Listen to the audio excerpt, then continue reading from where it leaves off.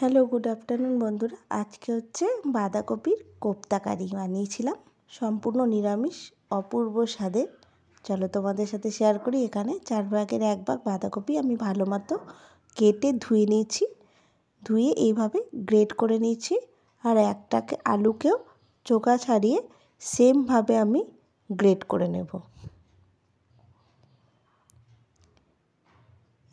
আর আবারও বলে রাখি যে আমার রান্নাগুলি যদি তোমাদের ভালো লাগে বা রান্নাগুলি যদি তোমরা ইউটিউব চ্যানেল থেকে দেখে থাকো তো প্লিজ ইউটিউব চ্যানেলটাকে সাবস্ক্রাইব করে দিও।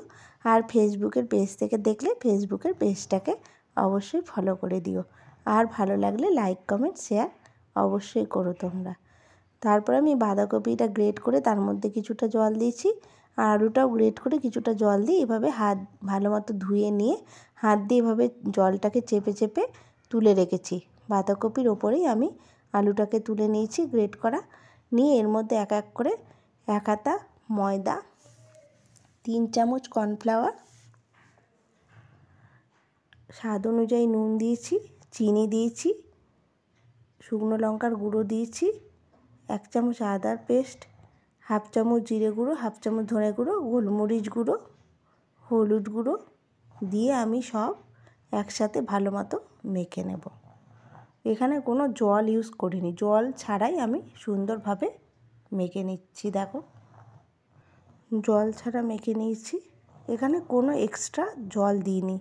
নিয়ে তারপর মাখা হয়ে গেলে আমি কোপ্তাগুলো এভাবে গোল গোল করে হাতের সাহায্যে একইভাবে সব বানিয়ে নিয়েছি। গোল করে একটু করে চ্যাপ্টা করে নিয়েছি। এবার ফ্রাই প্যানে সর্ষের তেল দিয়েছি। চাইলে এটা তোমরা বেশি করে তেল দিয়েও ভাজতে পারো ছাঁকা তেলে।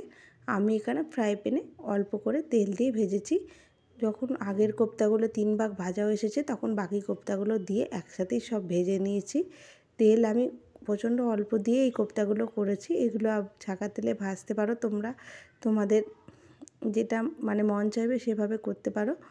আর তারপরে আবার ওই ফ্রাই প্যানে আমি একটুখানি সর্ষের তেল দিয়েছি, সাদা জিরে, শুকনো লঙ্কা, তেজপাতা একটা ফোড়ন দিয়ে ভালো মতো ভাজা হয়ে গেলে টমেটো, 2 চামচ আদার পেস্ট, 1/2 চামচ ধনে গুঁড়ো, 1/2 চামচ জিরে গুঁড়ো, তারপর শুকনো লঙ্কা গুঁড়ো আর লবণ, স্বাদ অনুযায়ী হলুদ গুঁড়ো আর সামান্য একটু জল দিয়েছি। দিয়ে মশলাটা ভালো মতো ভেজে নিয়েছি। তারপরে এখানে কাশ্মীরি লঙ্কার গুঁড়ো দিয়েছি কালারটা সুন্দর হওয়ার জন্য। চিনি দিয়েছি, নিরামিষ রান্নায় চিনি দিলে ভালো লাগে। তারপরে যখন আমার মশলা থেকে তেল বেরিয়ে এসেছে তখন আমি এখানে 1.5 গ্লাস মতো জল দিয়ে দিয়েছি। তারপরে জল দিয়ে গরম মশলা দিয়েছি আর ঘি দিয়ে যখন ঝোলটা ফুটে উঠেছে তখন আমি কোপ্তাগুলো দিয়ে দিয়েছি। দিয়ে ভালো মতো একটুখানি ফুটিয়ে নিয়ে নামিয়ে নেব।